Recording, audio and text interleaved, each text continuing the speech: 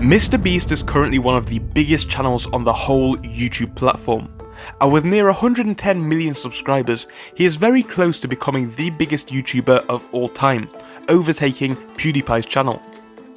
Gaining 4 million subscribers and nearly 600 million views in the last 30 days alone, MrBeast's rise to success has been and continues to be very fast paced.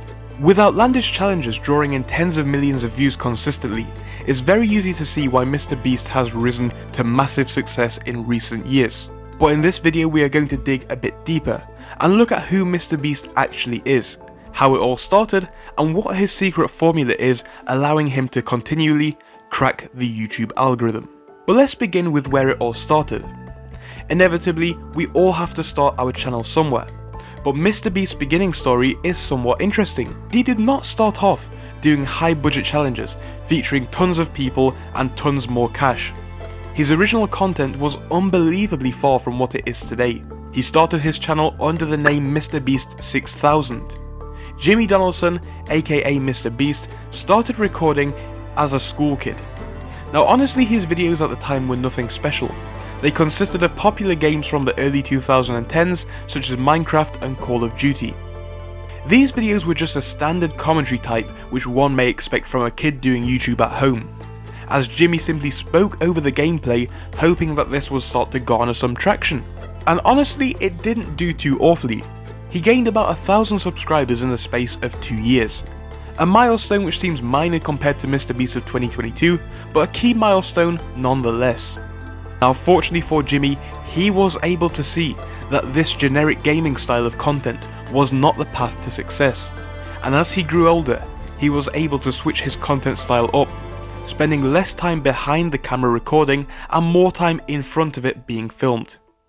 And ultimately this helped him to build a proper brand image and an easily recognisable face and personality on the platform, and this is something which people started to warm to. Because of this, MrBeast's channel started to grow quite stably. But despite the consistent stable growth, this is not what Jimmy had aspired to. So he kept switching the content up, making more and more videos in the hope of going viral.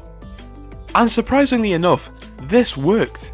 Whilst not comparable in scale to MrBeast's content now, the outlandish pranks of the time were certainly something which engaged MrBeast's audience. For instance, many of us remember his early viral content, such as saying words thousands of times or watching memes for a whole day straight. Whilst there is no real wow factor or big budget to this, it somehow worked and people were really intrigued and he started to go viral. But with a quickly growing fanbase, MrBeast was faced with another challenge. Because whilst MrBeast's 24-hour videos were interesting, once you've seen one of them, you've seen them all. And Jimmy knew this, plus no doubt they must have came with a massive detriment to his mental health. So whilst the backstory is very important to understand MrBeast's current success, is what comes next which makes MrBeast a true YouTube genius. MrBeast could have very easily faded into obscurity. His challenges became monotonous and they were repeated again and again. And this would have inevitably left us looking back on MrBeast with nostalgia. But Jimmy had other plans, because he didn't see his channel as a quick cash cow. Instead he saw it as an investment opportunity. And for a kid under 20 years old, it must have been very confusing to find himself with a lot of money which he didn't do that much for. He may have been tempted to buy a nicer car, designer clothes, or other things that he wanted, but he didn't do this. Instead, he put the money back into his channel. He used a lot of the money wisely. Now I'm sure that he did buy some things that he wanted, but ultimately investing back in the channel helped him long term. Because instead of cashing in young, Jimmy had a vision. Why not use the money that he makes to produce better, more entertaining videos? And this is something that he did.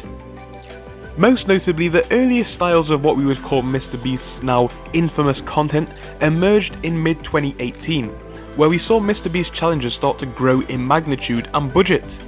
But video ideas was not the only thing that MrBeast was working on, as there was a clear improvement in video quality, music, sound effects and angles.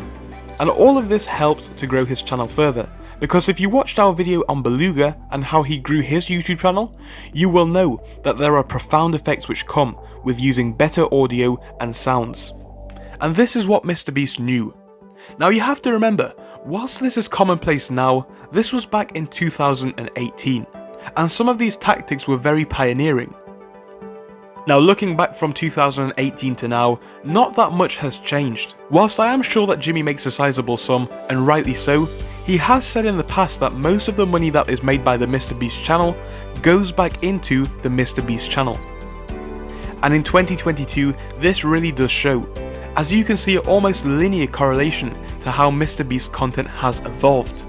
And this is where the MrBeast genius starts to shine through. Because MrBeast challenges were not all that special at first. Yes, they were a clear improvement on the Minecraft videos, but honestly, they were not that extreme. Because they probably only cost a couple of $1,000s per time to make. But by doubling down, scaling the budget for each video, MrBeast has been able to grow his channel to a point where the budget is so high nobody else can copy it. And this has effectively given MrBeast a monopoly on his style of content, as nobody else can afford to make videos like his consistently. When you combine better ideas with an increase in production quality, better thumbnails and better sounds, you can see why MrBeast has done so very well. Because MrBeast is yet another example of tapping into unexplored oceans in terms of the YouTube space, and because of that, he is doing very well. And that's the thing about MrBeast, but also the thing about YouTube as a whole. Whilst it may seem very insurmountable at the beginning, it's easy to transplant this methodology and grow any type of YouTube channel. Simply look for an unexplored niche, stick to your idea, and use the capital you gain not to look flashy in life, but to reinvest into your ideas, making your content style more high quality, more unique, and more engaging to your viewers. And this is exactly what MrBeast did. He was a very intelligent young man, whom through running his own YouTube channel more like a business, was able to exploit areas of this niche that no other content creator has tried before or has tried since. And that's the thing about MrBeast, he is a real pioneer.